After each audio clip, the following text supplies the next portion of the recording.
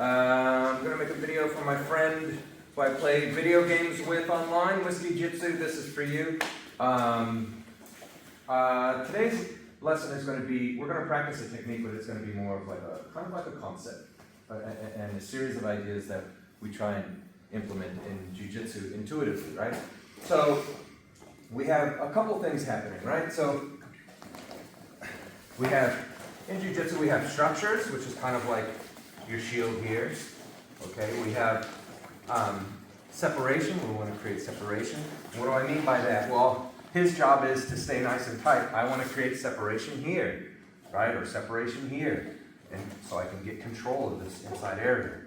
I also want to control his center of mass, right? So I can set up some sweeps if I'm playing on the bottom, or keep him from moving if I'm on top, right? So I'm creating a structure here.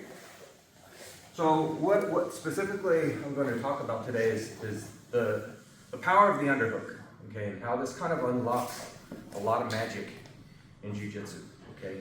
So the underhook, when we normally set it up, right, where we're coming here and I'm getting an over-under, but this is the one that's, well, they're both equally important, but this one's going to be doing all the work, okay? And so what am I doing here? I'm creating separation. I'm controlling the inside here, okay? And when I sit down, I have a lot of power here to pull him off of his base. You see, I've disconnected his hips from his heels, okay? And I'm pulling his center of mass towards me, right? So when I want to sweep in gi or no gi, okay, the benefit of these grips is it can be used in gi or no gi, but in order to sweep, I need to get him over me, right? I need my hips and his hips to be kind of like this, right? And now I can control which way we go because his center of mass is over me, okay? So I do that because in no-gi I don't have grips, right? And so especially if you're getting older, you get some arthritis in your fingers. So using these no-gi grips is a great way to control. Well, the over-under is a great way to control in no-gi and gi. So what is this underhook from guard? What does this unlock? Well, okay, so you just saw it. It unlocks a sweep here, which is what we're going to practice today, right? To then the knee slice pass, right? And so, look, I've got my frame. I'm framing his head, right, with my shoulder, my arm, and my head. I'm hugging here, and I can proceed to go here and create another structure. All right? What else can it do? I can get double unders, okay? Here, to lift. Push him up. See, now his center of mass is over mine. I can start going to X guard, which is a wonderful guard to play in both gi and no gi. Very powerful. Okay? What else can I do with the underhook? So this one's a little bit different where I'm gonna come here. All right, so now I'm going to use the, see when I land, I'm pulling him over me, and that's enough for me to go under him, right? So now I swim around here and I can start attacking the legs, this one, okay? So I need momentum, I'm going super slow, but that's another thing you can open up. On top, as I just showed you, if I'm passing, however I'm passing, okay, boom, here, I need the underhook on this side, okay? Standing, if I get an underhook here, okay, look, I'm always controlling this, and I can start doing those types of things, okay? So the underhook is helping me control his upper body by creating separation here. I can open my elbow here, okay?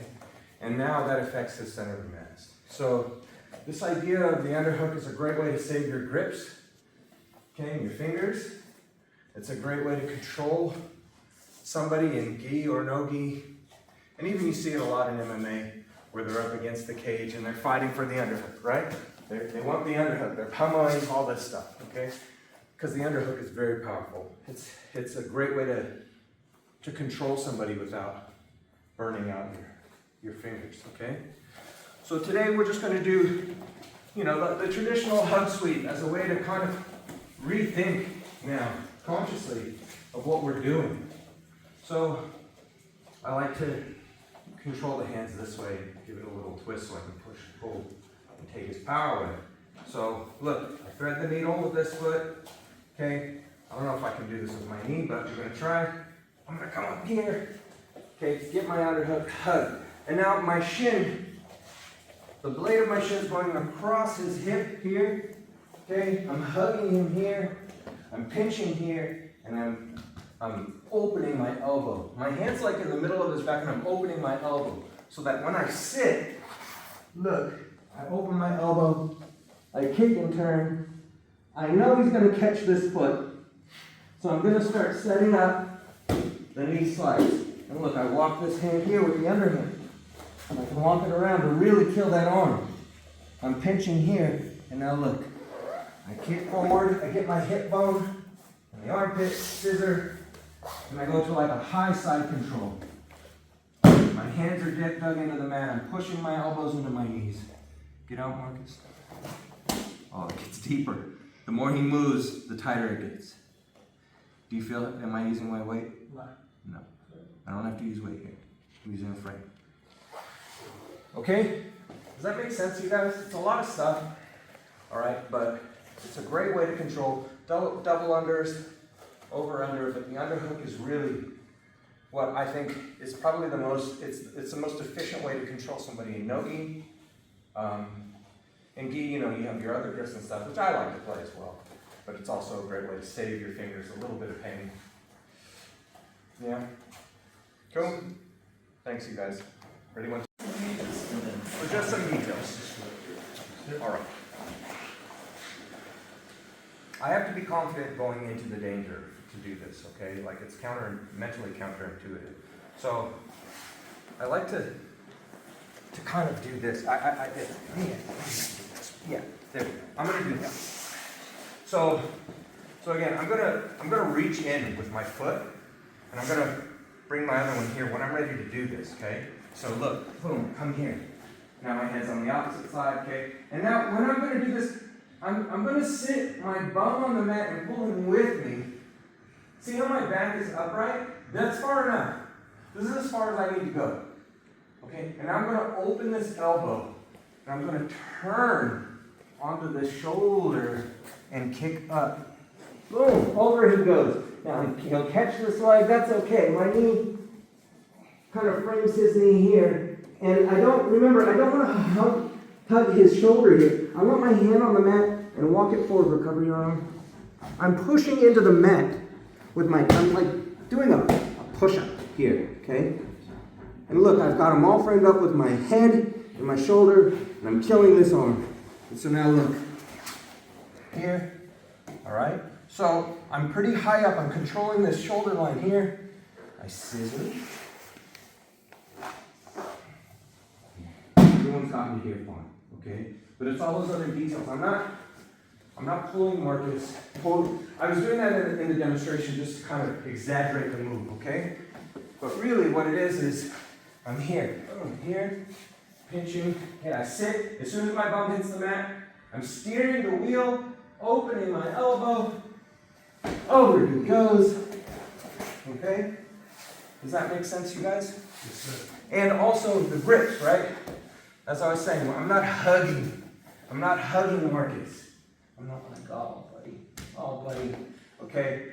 My hands on the tricep, with the overhook, and here I'm pinching. Okay, move around.